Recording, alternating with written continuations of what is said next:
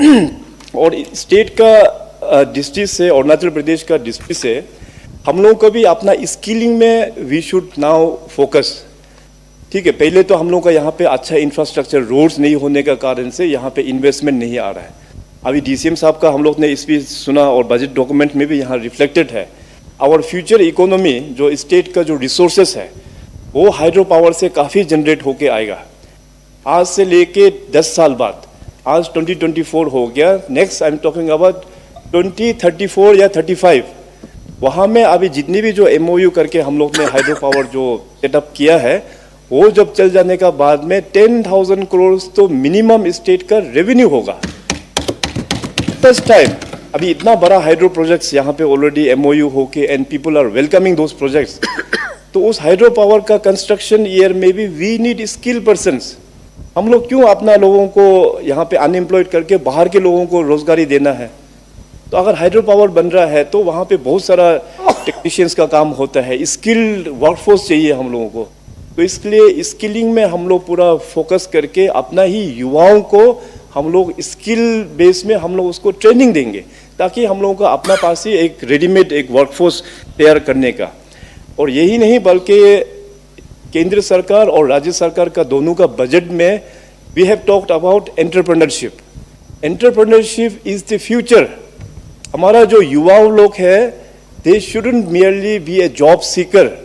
इस सदन में शायद मेंबर्स लोग जो डिस्कस कर रहा था, आप लोग ने भी इसका बारे में मेंशन किया। Our youth should be job givers in fact, instead of job seekers, job creators.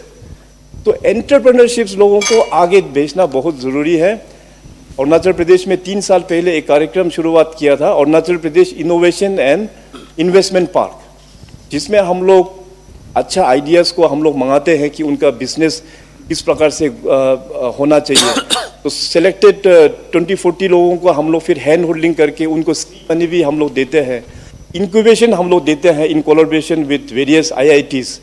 तो 9 मंथ्स का पूरा मेंटरशिप हम लोग करके देते हैं। तो लास्ट 3 इयर्स में हमने देखा कि अरुणाचल प्रदेश का from every sections of the society, every tribes, वहाँ के यूथ लोग में बहुत हुनर है, बहुत टैलेंटेड है। तो उनको इस प्रकार का अपॉर्चुनिटी देना बहुत ही आवश्यक है। इसलिए दीनदयाल उपाध्याय स्वावलंबन योजना, जो कि इस बार का बजट में भी हम लोग ने उसको कंटिन्यू करने का और फंड्स भी यहाँ पे अच्छा प्रोवाइड किया हुआ है। और यही नहीं बल्कि मैंने कल परसों भी जिक्र किया था कि रिसेंटली जो कॉमर्स एंड इंडस्ट्री मिनिस्टर आया, उन्नति स्कीम जो है नॉर्थ ईस्ट का इंडस्ट्रियल डेवलपमेंट के लिए PM मोदी साहब ने इसी साल अरुणाचल में ही उसको लॉन्च किया था। एंड कुछ ही महीना बाद इलेक्शंस के बाद में आके जो गाइडलाइन जो बुक है वो भी मिनिस्टर कंसर्न आके अरुणाचल ईटानगर से ही उसको लॉन्च किया है। तो उन्नति स्कीम्स को आप लोग देखिएगा। ऑनरेबल स्पीकर साहब, आपके माध्यम से मैं मेंबर्स लोगों को रिक्वेस्ट करेंगे कि इस उन्नति स्कीम से युवाओं को एंटरप्रेन्योरशिप के लिए जोड़िए, स्टार्टअप्स लोगों को जोड़िए। कुल मिला के नॉर्थ ईस्ट के लिए 10,000 करोड़ का प्रोविजंस यहाँ पे रखा हुआ है और अरुणाचल के लिए 900 समथिंग करोड़ यहाँ पे रखा हुआ है। इसका बेनिफिट हम लोगों को लोगों तक पहुँचाना ये बहुत ही आवश्यक है। एजुकेशन और हेल्थ, जैसे मैंने कहा कि सबका यहाँ पे प्रायोरिटी और चर्चा भी हुआ है। तो इस साल जैसे in line with PM Shri school, हम लोग ने भी यहाँ पे अरुण श्री स्कूल्स को हम लोग स्टार्ट करने का हम लोग ने यहाँ पे बात किया हुआ है। एजुकेशन जो है बहुत ही एक चैलेंजिंग एरिया हो के बैठा हुआ है आज के ज़माने में। हम सब लोग जानते हैं कि अभी प्राइवेट स्कूल्स काफ़ी आ गया, बाहर में भी अच्छे प्राइवेट स्कूल्स हैं और पेरेंट्स लोगों का थोड़ा सा फिनेंशियल कैपेबिलिटी थोड़ा सा बढ़ने का बाद वो लोग भी हमेशा प्राइवेट स्कूल को ही ऑप्ट करके वो लोग भेजते हैं। वेयरएज हमारा कहना वही है कि गवर्नमेंट स्कूल्स में अगर देखा जाए, फॉर एग्जांपल अपना ही प्रदेश का कोई भी प्राइवेट एजुकेशनल इंस्टीट्यूट को आप पकड़ लीजिए, आप पकड़ के आप देखना कि प्राइवेट इंस्टीट्यूट का टीचर्स का सैलरी कितना है, अपना गवर्नमेंट स्कूल का टीचर्स का सैलरी कितना है। दोनों का बीच में ज़मीन आसमान का फ़र्क है। हमारा गवर्नमेंट टीचर्स को बहुत अच्छा सैलरी हम लोग दे रहा है, उसका बावजूद भी लेकिन हम लोगों का एजुकेशन में quality, we should focus on quality rather than number. मेरा तो वही पर्सनल यही मानना है। तो उस क्वालिटी को लेके हम लोगों को और भी काम करना है। और चैलेंजिंग एक बात ये भी है कि हम लोगों को NEP 2020 नेशनल एजुकेशन पॉलिसी 2020 को भी हम लोगों को रोल आउट करना शुरुआत करना है। और इस NEP 2020 में जो बेसिक जो स्ट्रक्चर जो है कि फाउंडेशन तगड़ा होना है, प्री प्राइमरी स्कूल और प्राइमरी स्कूल। क्योंकि हम लोगों का ट्राइबल सोसाइटी में एक चीज़ हम लोग ने ये भी एक्सपीरियंस किया कि बच्चा जो क्लास 10 हो जाता है या क्लास 12 हो जाता है तो उसमें माँ पिताजी बच्चा को परेशान करके रख देता है, पढ़ाई करो, इतना स्ट्रेस उन लोगों को दे के रख देता है। तो बेचारा अभी छोटा से ही पढ़ाई लिखे अच्छे से नहीं किया, 10 में जाके अचानक आप चाहे जितने भी डंडा मारने से भी बच्चा को उतना कहाँ से पढ़ाई आएगा। तो इसलिए प्री प्राइमरी और primary level grass root education में हम लोगों को ध्यान देना बहुत ज़रूरी है। सो अभी तक राज्य सरकार ने we have started I think more than 900 pre primary schools across Arunachal Pradesh. So ये NEP का जो एक विजन जो दिया हुआ है उसको ऊपर में हम लोगों को गंभीरता से काम करना होगा। मैन पावर और इंफ्रास्ट्रक्चर के लिए ऑलरेडी ईयर ऑफ एजुकेशन जब हम लोग ने डिक्लेयर किया तब से लेके इन ए फेज मैनर हर एक स्कूल का अभी रिवैम्पिंग चल रहा है। इस बार का बजट में भी आप लोग ने देखा है कि कितने स्कूल्स को हम लोग नया स्ट्रक्चर बना के देंगे। और आने वाला दिनों में इंफ्रास्ट्रक्चर के लिए मैं शॉर्ट करके बोलता हूँ ऑनरेबल स्पीकर साहब, इंफ्रास्ट्रक्चर के लिए हम लोगों का ये कमिटमेंट है भारतीय जनता पार्टी का कि इंफ्रास्ट्रक्चर को लेके इस 5 इयर्स में हम लोग एक मेजर चेंजेस हम लोग लेके आएंगे इस साल, इस 5 इयर्स में, चाहे वो रोड का हो या गवर्नमेंट का बिल्डिंग्स में हो। इसलिए हम लोग का गवर्नमेंट का इंफ्रास्ट्रक्चर भी इस बजट में भी मेंशन किया और मेंबर्स लोग ने भी बहुत लोगों ने कंसर्न भी रेज किया कि हमारा डिस्ट्रिक्ट के बारे में मेंशन नहीं हुआ, हमारा सर्कल के बारे में मेंशन नहीं हुआ। तो आपके माध्यम से मैं एश्योर करना चाहेंगे कि सब कुछ इसमें चिंता नहीं होने के लिए, क्योंकि सभी डिस्ट्रिक्ट या सभी सर्कल्स का हम लोग यहाँ पे लीक नहीं पाता है, मगर हम लोगों का ब्रॉड जो एजेंडा है कि इंफ्रास्ट्रक्चर जहाँ नहीं है उसमें हम लोग नया इंफ्रास्ट्रक्चर बना के देंगे, ये गवर्नमेंट का एश्योरेंस है।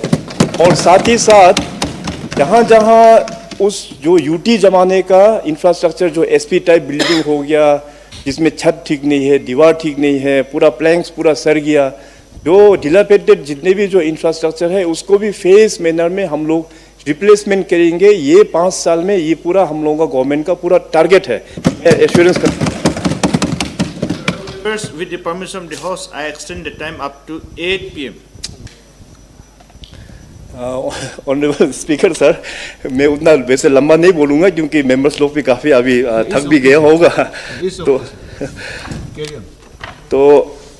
तो बेसिक जो हमारा जो फोकस रहेगा, इसलिए इंफ्रास्ट्रक्चर्स को काफ़ी लास्ट PM मोदी साहब के लीडरशिप के अंतर्गत में लास्ट 10 इयर्स में बहुत सपोर्ट मिला है। तो इस बार यूनियन गवर्नमेंट ने भी इस बार का बजट में मैडम सीतारामन के स्पीच में जो इंफ्रास्ट्रक्चर डेवलपमेंट के लिए पूरे देश के अंदर में 1,11,000 करोड़ 1,11,000 करोड़ का फंड्स रखा हुआ है। तो उसको लेके मैं जाके ऑनरेबल PM साहब को बहुत जल्दी मैं मिलने वाला हूं और बाकी जो यूनियन मिनिस्टर्स है उनको भी हम मिलेंगे और राज्य का जो प्रॉब्लम है मैंने पूरा सेग्रीगेट करके रखा हुआ है, तो उस टॉपिक में हम चर्चा करेंगे। So our focus will be infrastructure development in this coming 5 years. और साथ ही साथ इस बार के जो बजट में भी, जैसे हमेशा मैं बोलता हूं कि यूनियन बजट PM मोदी साहब का नॉर्थ ईस्ट का मेंशन बिना बजट वहां पेश नहीं होता है। तो इस बार भी हमारा नॉर्थ ईस्ट के बारे में मेंशन हुआ है, उन्नति स्कीम के बारे में ऑलरेडी मैंने बोल चुका है, इंफ्रास्ट्रक्चर के बारे में आप लोगों को मैंने ऑलरेडी बोल चुका है। और साथ ही साथ इस बार जो इंडिया पोस्ट पेमेंट बैंक, वो खास करके नॉर्थ ईस्ट में, क्योंकि बैंकिंग सेक्टर का रीच बहुत ही कमज़ोर है। अभी मेरा कल ही यहाँ में जो नॉर्थ ईस्ट का चीफ जनरल मैनेजर SBI के साथ में भी मीटिंग हुआ, तो उसमें भी मैं बैंकिंग सेक्टर को लेके काफ़ी चर्चा किया। तो उस दौरान यहाँ में जो मेंबर्स जो डिस्कशन कर रहा था उसमें भी कुछ मेंबर ने बैंकिंग सेक्टर के बारे में भी उन लोगों का जो अप्रोच जो है उसका बारे में भी बता रहा था, क्योंकि हम लोगों का CD रेशियो जो है बहुत कम है। तो मेन बैंकिंग सेक्टर का भी CD रेशियो बढ़ाना होगा। और Arunachal Pradesh way back in 2016 तो सबसे पहले मैंने जो बैंकिंग सेक्टर का मीटिंग लिया तो CD रेशियो जो है I think it was just below 10%। अभी कम से कम 32 या 34% जाके शायद पहुंच गया है CD रेशियो, मगर ये 30-35 भी बहुत ही कम है। एक्चुअली उसको तो बहुत आगे तक हम लोगों को लेके जाना है। It should be minimum 70-80% CD ratio. तो बिजनेस को, जैसे I am talking about entrepreneurship, business का ग्रोथ के लिए, अपना इकोनॉमी को बढ़ाने के लिए, ये तो भी सक्सेस होगा जो बैंकिंग नेटवर्क के साथ में हम लोगों का लोग जुड़ पाएगा। And we should always forget the traditional way of doing business. Traditional way of doing business में क्या है कि आपका पास में कितना अमाउंट है, उसी अमाउंट को लेके आप बिजनेस में इन्वेस्टमेंट करता है। Actually that's not business. Business में कुछ थोड़ा सा अपना अमाउंट और ज़्यादातर बैंक का अमाउंट वहाँ पे लगाना चाहिए, तब जाके स्टेट को भी फायदा होगा और बैंकिंग के लिए भी फायदा होगा और अपने लिए भी फायदा होता है। तो इस तरह का अभी बिजनेस डायनामिक्स धीरे धीरे एंटरप्रेन्योर्स लोगों का साथ में भी बैठ के सरकार की ओर से भी हम लोग इनिशिएट करेंगे कि देश का प्रोमिनेंट जो फेसेस है बिजनेस में, वो लोग भी आके अपना जो बिजनेस कम्युनिटी है उनको भी गाइडेंस करने के लिए। सो इस बार का बजट में भी ऑनरेबल PM साहब ने जो India post payment bank north east में 100 ब्रांचेस बनाने का भी यहाँ पे मेंशन किया हुआ है।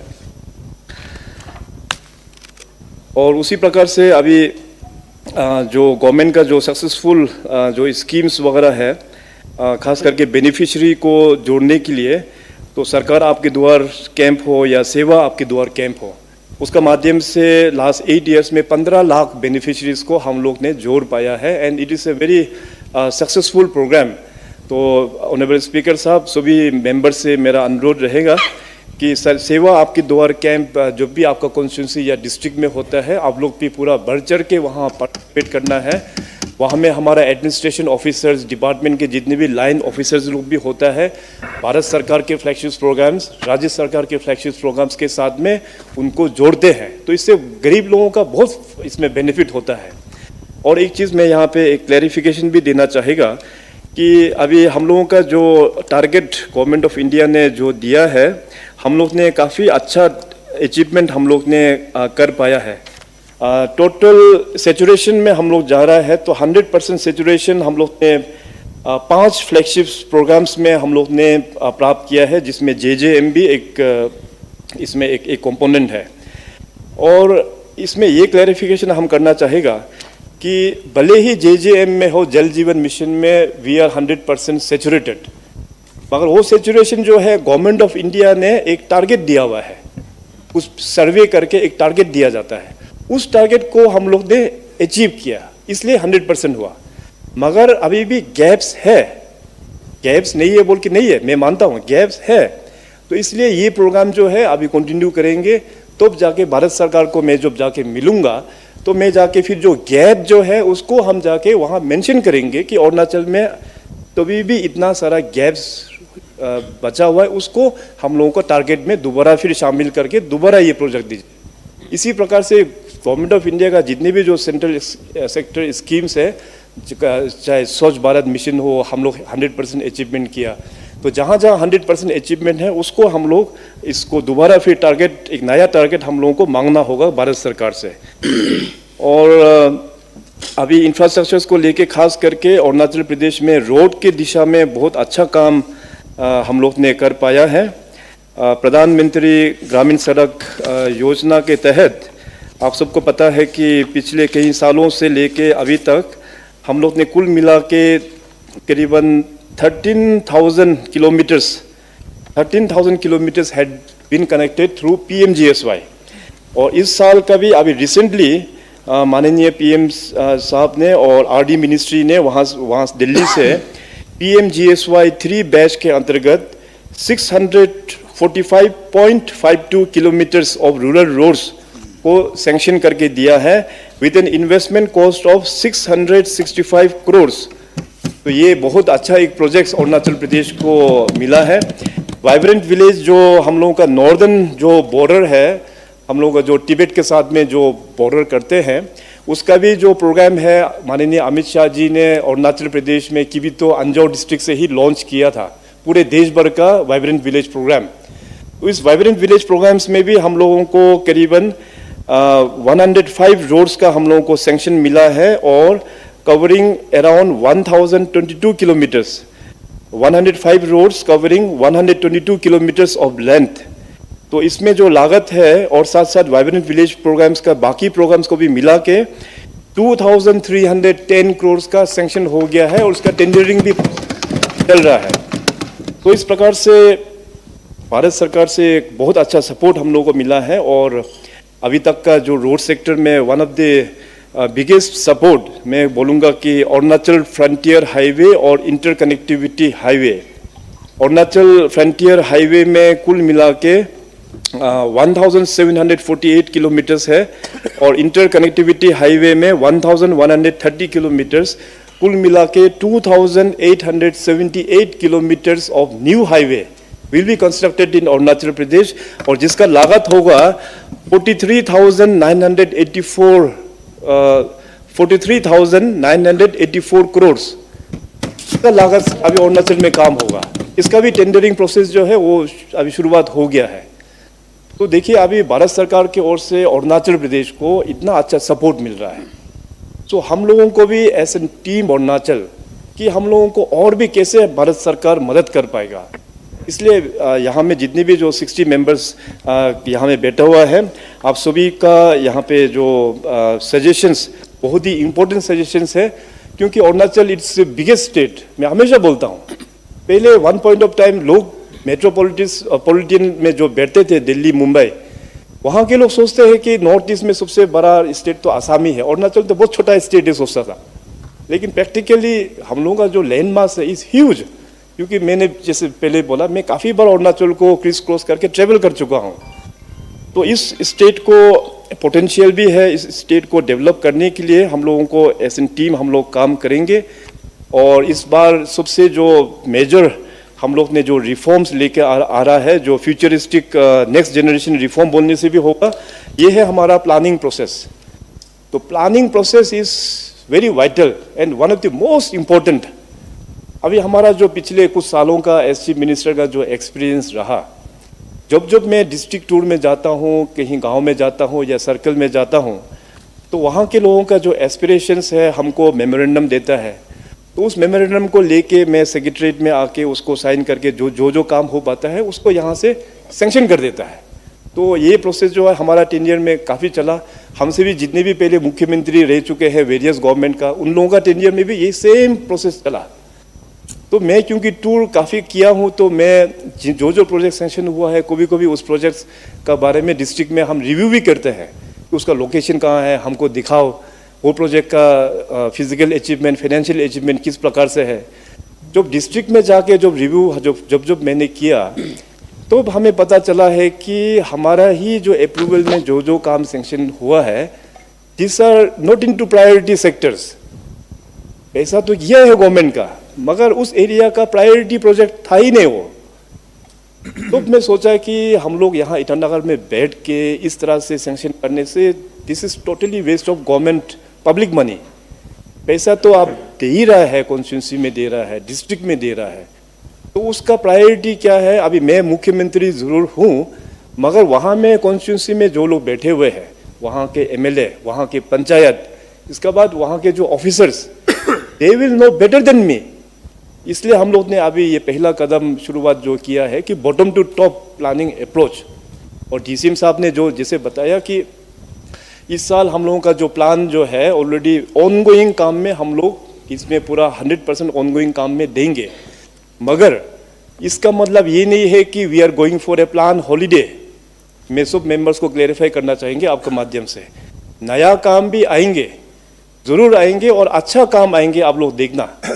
अभी कहाँ से फंड मैनेज करना है ये गवर्नमेंट को ऊपर छोड़ दीजिए। मैं कल परसों दिल्ली आ रहा हूँ, फंड हम मैनेज करेंगे।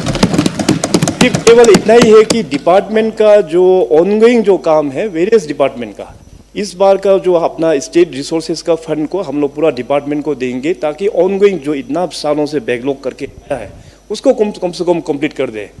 और नेक्स्ट ईयर का जो बजट का प्रिपरेशन इसी साल से शुरू होगा, इसी साल से शुरू होगा। जितने भी हमारा डिप्टी कमिश्नर्स और प्लानिंग को भी हम लोग डिस्ट्रिक्ट लेवल में स्ट्रेंथनिंग करेंगे, उनका भी हम लोग ट्रेनिंग दिया जाएगा।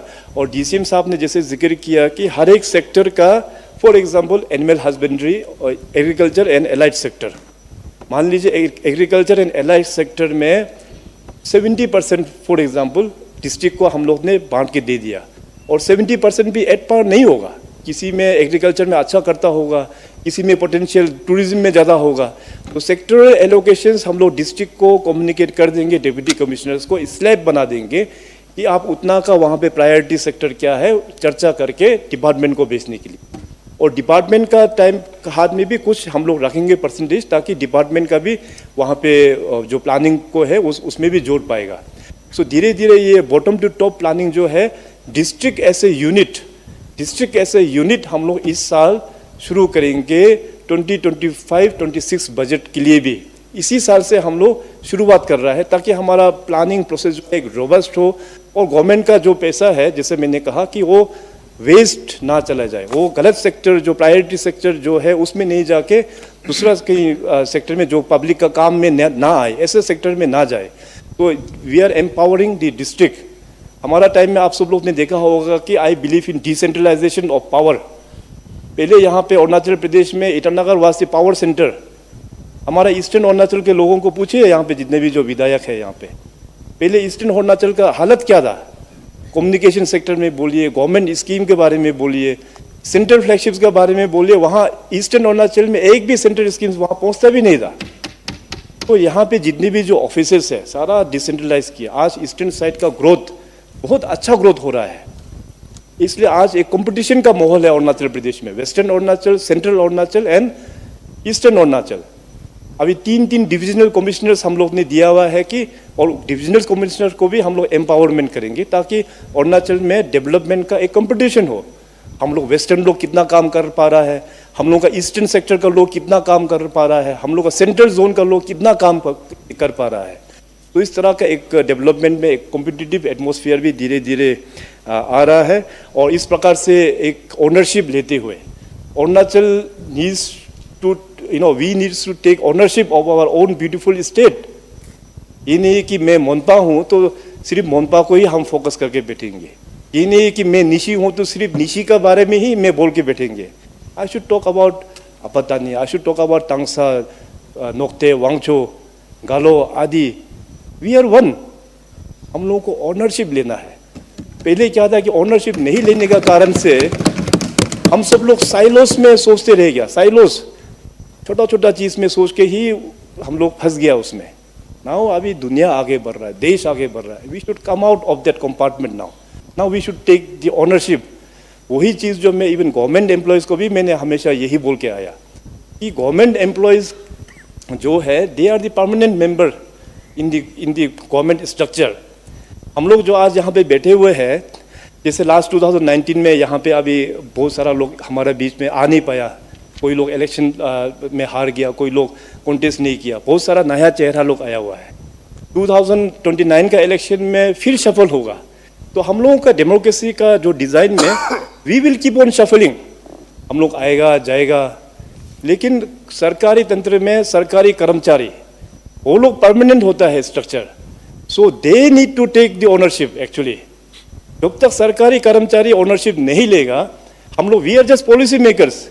आज जो बजट हम लोग जो डिस्कशन किया है, इस बजट को पास होने का बाद तो इसको ज़मीन में लेके इम्प्लीमेंट करने का ड्यूटी किसका है? सरकारी कर्मचारी लोगों का है। तो they need to take the ownership.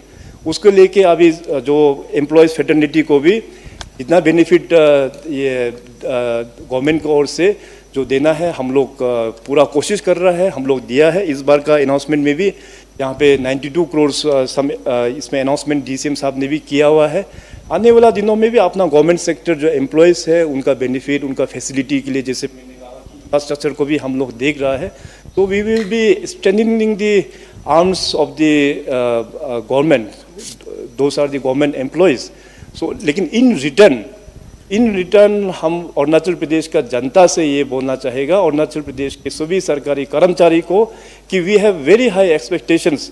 वो लोग सिंसियरिटी के साथ में, ऑनेस्टी के साथ में काम करे तो ये अरुणाचल इस गॉड गिफ्टेड स्टेट, बहुत पोटेंशियल है हम लोग का स्टेट में। हम लोग बहुत जल्दी हम लोग GDP को इसको भी डबल करके we can be one of the top performance in terms of GDP and per capita income. तो उन लोगों का योगदान, उन लोगों का ओनरशिप होना बहुत ज़रूरी है। सरकार की ओर से, गवर्नमेंट लेवल से हम लोग और भी उनको ट्रेनिंग करके और भी हम लोग इक्विप्ड करेंगे। सो इतना कहते हुए और लास्ट में मैं एक जो सरकारी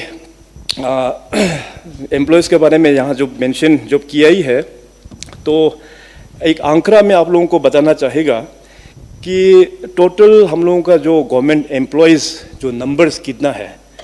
रेगुलर एम्प्लॉयज़ में है 68,818 एम्प्लॉयज़, कंटीजेंसी में है 34,881, कॉन्ट्रैक्चुअल में है 1,894, कुल मिला के 1,05,193। और इनका जो मंथली सैलरी जो एज पर दी 7th CPC जो और बाकी जो बेनिफिट्स और सैलरी में जो है, रेगुलर एम्प्लॉयज़ के लिए हम लोग पर मंथ दे रहा है 826.66 करोड़, 826.66 करोड़ पर मंथ। अगर ईयरली में टोटल किया जाए तो रेगुलर एम्प्लॉयज़ को हम लोग दे रहा है 9,919.91 करोड़ पर ईयर।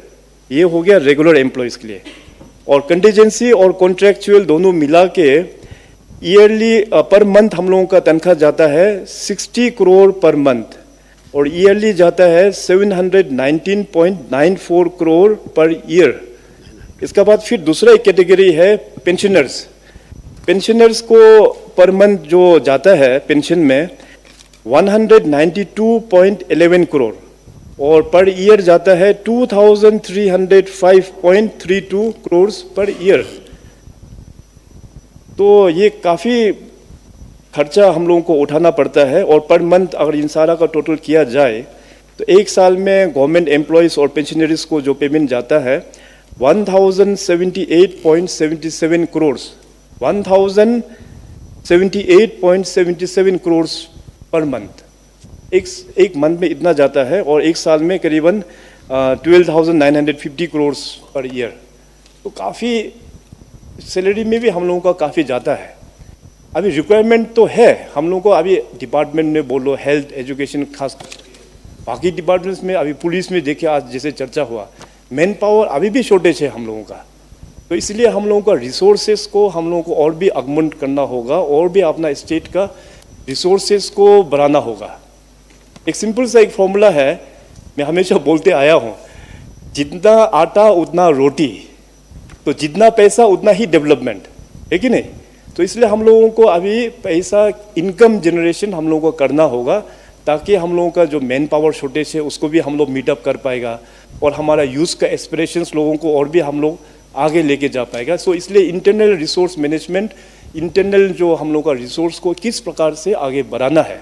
तो इस बार वेरियस जो 100 डेज का टारगेट में हम लोग ने वेरियस पॉलिसीज हम लोग ने फ्रेम करने के लिए जो डायरेक्शंस दिया हुआ है, आई एम वेरी होपफुल कि ये जितने भी जो पॉलिसीज़ जैसे tourism policy, agriculture and allied policy में हो गया, इंडस्ट्रियल पॉलिसी, तो इन सारों को मिला के हमारा रिसोर्स जनरेशंस में भी काफ़ी सहयोग मिलेंगे। हम ये एक्सपेक्ट हम I am very much hopeful